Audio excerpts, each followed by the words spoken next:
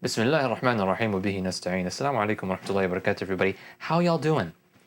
I'm just in my room here today. It's a little bit of a blue room, not because I'm blue, because I messed up the lighting. But we'll see what effect this has on the feeling of the show today, because I want to talk about politics. I think in the past year, our discourse around what's happening in Gaza has shown that we really don't know what we're talking about. The political awareness of the ummah is very low. And politics is a science. Don't forget that, you know. It's impossible to talk calculus with somebody who doesn't understand addition and subtraction. You know, it's not unexpected that we as an ummah, we're kind of stumbling in understanding what are the actions of Israel, of the US, maybe I should say the Zionist entity, Hamas, Hezbollah, Iran, even the Arab states. How do we understand the reality? Like, before we even talk about ought to or ought not to, even though alhamdulillah, what is clear among the people of the ummah, among the Muslimin, is what ought to be happening, right? It's very clear that the Muslim states ought to be defending the Palestinians, ought to be uniting, ought to be showing strength, right? All of those things are true, and I'm not here to add a bunch of academic naysaying to kerfuffle.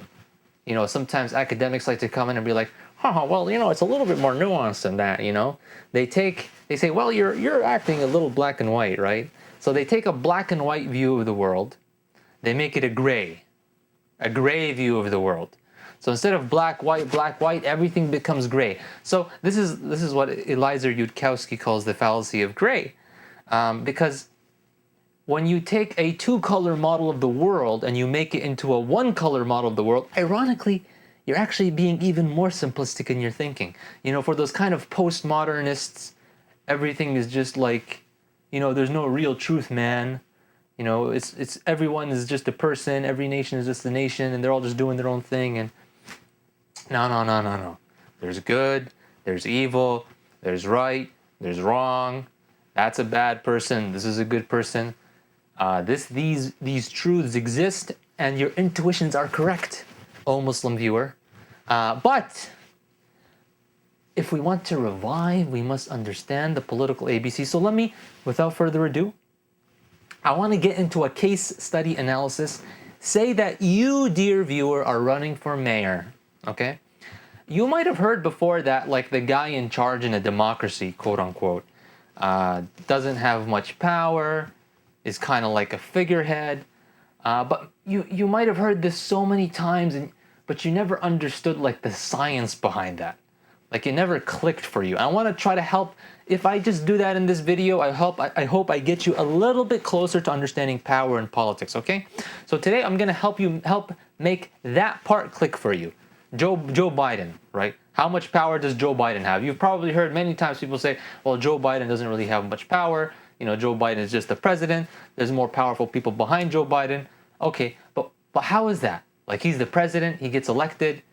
De jure, in name, he's the head of state of the United States of America, right? So this is like the first thing I want to teach you, the distinction between de jure, meaning in name. De jure, Joe Biden is the head of state of the United States. De facto, is he really, the shot caller? That's the question, right? So imagine that you, dear viewer, let's take things down from the state level to a city, okay? You're running for, I don't know, I live in a city in Canada. I was going to dox myself. You're running in for mayor of New York City, let's say. You're running for mayor of New York City. In order to get elected, how does a mayor get elected? He needs the people to vote, right? How do people vote? We're going to just take this step at a time so that you understand where power comes from, right? As a person who wants to get elected mayor, you need to get the votes. To get the votes, you have to understand how people vote. Let me tell you how people don't vote. People don't vote by looking at, oh, these are your policies, these are his policies, those are his policies, and I agree with these policies, so I'm going to vote for you. It doesn't work like that. Maybe a few people vote like that. Most people vote according to what other people are going to vote for. Okay? So, one of the most important one of the most important levers to leverage when you're getting elected in any election is key endorsements.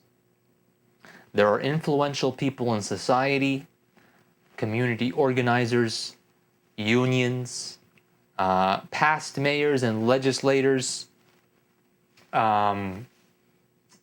religious leaders, people that the people look up to, people that the people will follow and adhere to their whoever they endorse. So but the problem is these people also don't look at your policies and their and the other candidates' policies and the other candidates' policies and endorses the candidate that most agrees with their policies. No. It doesn't work like that. Politics is transactional. Understand that. Politics is about aligning incentives, exchanging incentives, for me to get on a page with you where we're both advancing our own incentives. Whether those incentives be personal, like I want to get rich, or those incentives be tribal, like I'm a police union head and I want to bring up the police and increase their benefits and wages and blah, blah, blah. Or those incentives be ideological, right? Like someone who has a vision for the city and, they have some ideological motivation to change the impact of the city in some way, right? So incentives are of many kinds. Different actors in the city, different actors in this field of politics and power have different incentives. So if I want to get the endorsement of the teachers union, so there's going to be a power broker or a few power brokers that are behind that endorsement for the teachers union to come out and say, we are endorsing Abu Ibrahim for mayor of New York City, right? How do I get that? Well, I have to understand, what are this person's incentives? What do they want? Is this power broker, what can I offer this power broker? Do they have personal incentives? Do they want certain things from my administration? Usually, yes, right? Usually, a person will endorse you because they get to basically buy shares in your administration. So here's a cool way to think about it, all right? You guys are familiar that in a business has shareholders, and shareholders get a vote, right? There are a board of directors and so on, but a business gets sold on the open market, investors come in, and shareholders get a voice in the direction of the company. Politics works the same way. When you run for, let's say, a governmental position, be that anything from as small to as like an MP or a congressman to as big as like the president, every endorsement you get, every collaborator or power broker that you align in order to secure the vote, whether that be in media, whether that be in like the political scene, whether that be the community leaders, whether that be the unions, whatever endorsements, collaborators, and power broker relations that you secure are transactional. So these people are going to want something from you. So in essence, you as a person running for mayor or running for an elected position are selling shares of yourself. So when you do get elected, if you do get elected, you've probably sold off most of your shares. So you're not really in that mayor's seat executing on your own agenda. You've been bought. Not necessarily with money, but with transactional politics. Like, okay, the police union endorsed me. Now I need to kind of give back my due. Otherwise, I'm not going to be reelected. And more importantly, like even if it's your last term, you're not going to be able to govern. This is what people don't understand. Like in an elected position, or even this goes beyond just elected positions. Even in dictatorships, no one person can execute on their mandate. You need the buy-in of the people below you, the power brokers in society, to carry out your mandate, right? So you can't basically just get into office and say, screw you all, I'm going to give you the short end of the stick now that I'm in power, and do what I want, because no one's going to work with you. You're going to immediately be shown to be like an embarrassment who can't push anything out on their agenda. You can't push out a single item on your agenda, and you'll be probably forced to resign or impeached or something like that. So in politics, you have to learn how to play with others. And you have to learn how transactions works. You have to learn how to align incentives, right? Like if this person in the city who has this power wants this building built, right? I might need that guy for other things that I want to do in my agenda. So I might need to help him get that building built or however it works, right? Depending on who you're trying to get the endorsement of. So people aren't going to play ball with you if you don't play ball with them. And hopefully now you understand just a little bit of intuition on the lack of power that, the gap between the perceived power that you see an elected official has or has in name versus the reality, the practical reality that to get elected and to carry out your mandate as an elected official, you need the buy-in of the power brokers of society. From the unions to the developers to the influentials in society who have community organizers, bishops, priests, right? You need those kinds of people on your side. So why am I explaining all of this? Am I trying to get you elected mayor? No. But power has principles. Politics has principles. If you understand those principles here, just for a city, you'll understand them on the global arena. Yes, there are nuances for each, different context.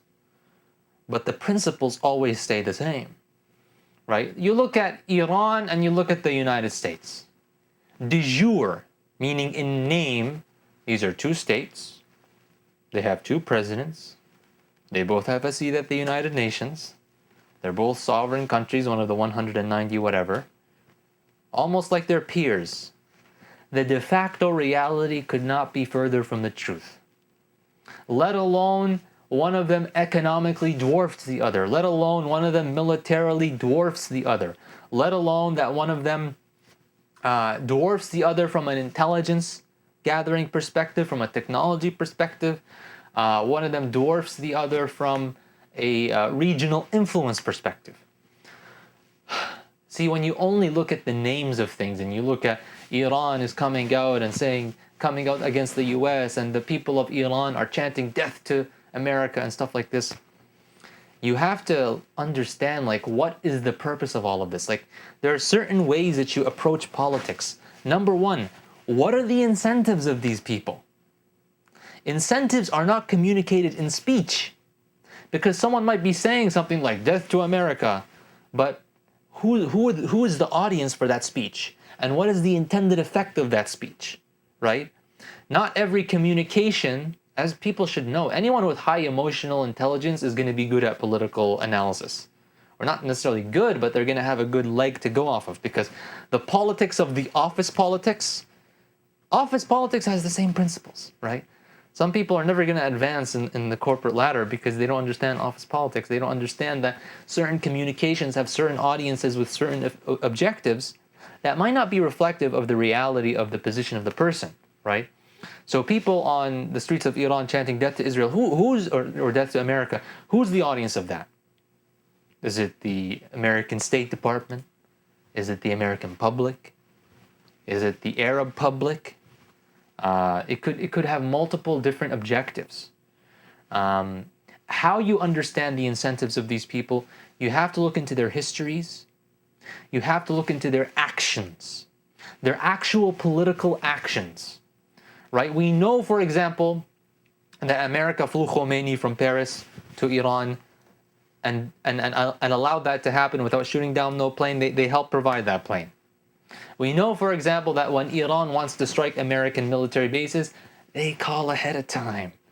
And they say, we just want to get your, and Trump even kind of flubbed this one. He spilled the beans on some interview. He said, the Iranians, they call us and they say, we just got to save face. And we, pull your people out. We just want to do a retaliation strike to save face, right? We know, for example, in this recent strike from Iran to Israel, they called ahead to the American consulate and they said, America was forewarned of the attack, right? So what does all of that tell you? It tells you Iran does not want to challenge America. Even though they might say death to America and so on, the reality is they don't want to challenge America. And they don't want to challenge America because they don't exist on the same plane. One of them can easily crush the other, right? So it's hard to discern underlying motivations for people, right? It might be that the Iranian regime has an ideology, has an agenda, and they're being quote-unquote pragmatic. That the U.S. is here and we kind of need to maneuver that. And maneuvering that means sometimes kowtowing to America's agenda, right? And to America's interests in the region, and not crossing certain red lines that America has for foreign policy in the Middle East. Sometimes they might play with that. Sometimes they might test the waters. As any regime would, because any regime has its own kind of agenda, but at the end of the day, they have to kind of play within the perimeter of the United States, or at least they see that they do. They see that they have to play within the perimeter of the United States, right? The reality is, if the Muslims united, if we created a power bloc, then we would have the military, economic, and hopefully technological resources to act independently, right? Unfortunately, it's just, and this is what you need to understand, hopefully you have some insight now, that when there's a huge power gap between two nations, the one that's the inferior cannot be independent by definition, because the interests of the dominant will just crush the inferior nation, right? Some banana republic like Costa Rica or Cuba can't just act on its own. It has to align itself with a world power, right? So any nation is either a world power, like Russia or China or the United States or Europe as a bloc, because Europe can behave as a bloc. It's a world power. It has a certain kind of independence to execute its agenda and push the envelope against stronger powers that they still exist in some kind of similar league with, or they're like a statelet, like Egypt or Iran or Saudi Arabia or Lebanon or any of these states, to be very frank, do not exist even in the same universe of power, military, manpower, all of that kind of stuff, right? It's like, a sixth grader fighting a fully grown adult. The sixth grader is going to eventually do what the adult tells him to do, because otherwise we'll. And so someone might ask, okay, so let's say one of these countries says, screw you, United States, or screw you, Russia, or screw you, China, screw everybody. I'm gonna go do whatever I want to do. What would one of these powers do? Let's say the United States. There's many ways that a world power can exert leverage over a nation to bring it in line. So let's say you have a rogue state. Like Saddam was a rogue state. Like Saddam's Iraq was a rogue state. Went against America, so they had to come in and correct things. So that's one way America can correct a rogue state: direct invasion. But that's not their preferred method. Their preferred method, understand that every nation in the world has a power struggle. Sometimes that power struggle is clear and obvious. Sometimes that power struggle is more like hidden, right? Every nation has a power struggle. So if the current regime goes rogue, the United States knows that in that nation there is a competing party, there's a competing faction that's struggling with power for power with the current regime. And because many of these countries are already unstable, the United States doesn't need to do much in order to further destabilize the country to the extent where A, public opinion for the current regime goes down. B, they empower the competing faction with intelligence, with resources, if they want to escalate it into an armed insurgency, with weapons, and with propaganda. And they will use all the resources that they have at their disposal to bet on this new horse. Right? So America has kind of like an unspoken deal with these people. Either you're our horse that we bet on, you get to have some freedom in domestic policy, you get to have some freedom where our interests are not relevant. Like if we don't care about something, go do what you want with it. And you guys get to be the guys in the palaces and the Rolls Royces and all that kind of stuff. But if you don't like that arrangement, I'm sure there's someone in your country who will. So that's how it works. It's a very disgusting situation, and it might sound very demoralizing, but hey, that's the reality of power. And if you wanna end that reality, you need to have power. Who would have thunk, right? So you don't need to be as powerful as the United States, but you need to at least be a fully grown adult to fight a fully grown adult, right? Like they might be Mike Tyson, but you don't have to be Mike Tyson. You can be like some weaker guy, but you're really determined and you have courage and you can go bam, bam, bam, right? But if you're a sixth grader, it's not gonna happen, right? There are laws to life, and just enough determination from a very, very weak band isn't gonna cut it, right? When the Prophet ﷺ did not fight for that reason until Medina was established. When Medina was a city-state, it could compete with its regional rivals. And when it could compete with its regional rivals and it was able to kind of unify Arabia, now it could compete with the Roman Empire and the Persian Empire. Were they as powerful as them? No, not by a long shot from a material perspective. But at least it was state to state and, pretty powerful state to pretty powerful state, right? Like it wasn't the gap that we see today between, say, Egypt and the United States, right? It's not even comparable. Especially considering that the Roman and the Persian empires were heavily weakened by fighting. Qadarullah ma sha, right? Allah kind of organized that situation so that the Muslims could expand rapidly at that time. Anyway, I'm waffling now, so I'll sign off. If you have any questions, leave them in the comments. Jazakum al khair. Wa alaikum assalam wa rahmatullahi wa barakatuh.